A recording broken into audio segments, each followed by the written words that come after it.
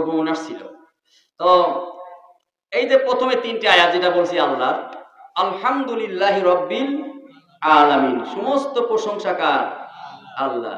আর রহমান রাহিম, আমার আল্লাহ রহমান, আমার আল্লাহ রহিম, এটা আল্লাহরই জন্য একটা, তাই নেই? তারপরে কি মালিক ইয়াও মিদ্দিন, এটাও কার?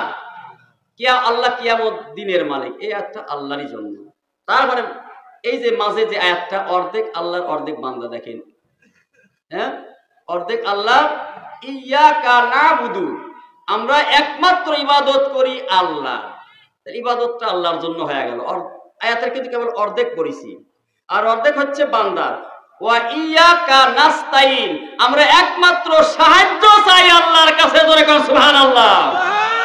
এই বাকি অর্ধেকটুক বান্দার, আমরা সাহায্য কার কাছে চাবো? আল্লাহর কাছে চাবো।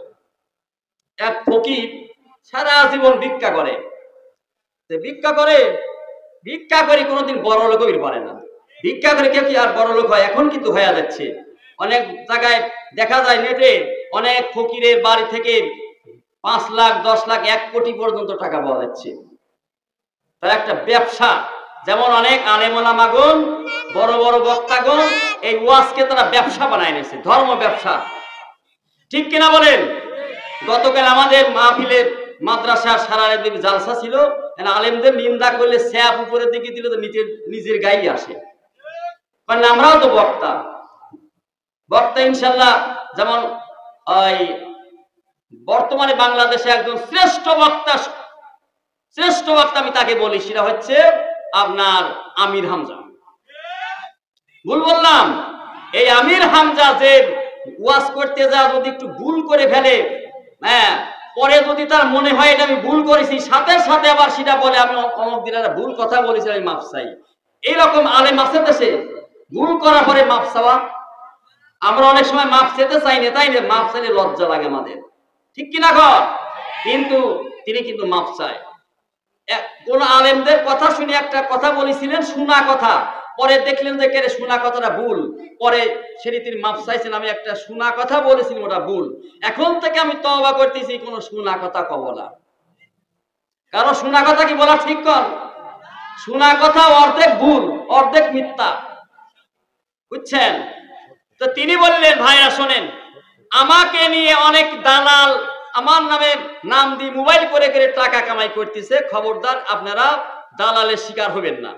আমি বলে দিলাম, আমির হামজা, আমাকে দাওয়াত দিতে গেলে আমার বাড়িতে যা দিবেন, মোবাইলে চলবে না, আমাকে কোনো অগ্রিম দেওয়া লাগবে না, অগ্রিম দেওয়া লাগবে না।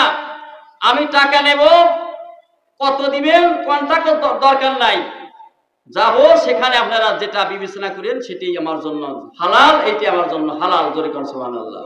আমার কোনো ছেলে নাই, আছে 2 মেয়ে, আর টাকা যা করব কামাই, খাবে সব জামাই, পরের জন্য আমি কেন জাহান্নাম কিনে নেব?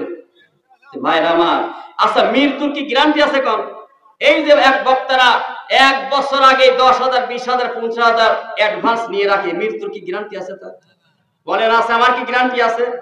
যদি মরে যায়, আপনাদের টাকা নিয়ে রাখলাম 10,000, এই টাকা কি আমার বিবি আর দিবি? বলেন দিবে কিনা? আমার কি অবস্থা হবে? ইসলামের দ্বিতীয় খলিফা হযরত ওমর রাদিয়াল্লাহু তাআলা আনহুর ছেলে, নাম হলো আব্দুল্লাহ। নাম কি ভাই? বলেন। আমি কিন্তু হাসির খোরাক দিচ্ছি না, হাসানোর উদ্দেশ্যে কোনো কথা বলা হারাম, কথা বলা হারাম। কেউ যদি কাউকে হাসানোর উদ্দেশ্যে কোনো কথা বলে, আল্লাহর নবী বলেন ওই ব্যক্তি জাহান্নামের দিকে এত দূর চলে গেল, আসমান আর জমিনের যতটুক দূরত্ব, সে এতটুক জাহান্নামের দিকে আগায় গেল। হাসানোর উদ্দেশ্যে কোনো কথা বলা যাবে না, কথার মধ্যে জ্ঞান থাকা লাগবে। তো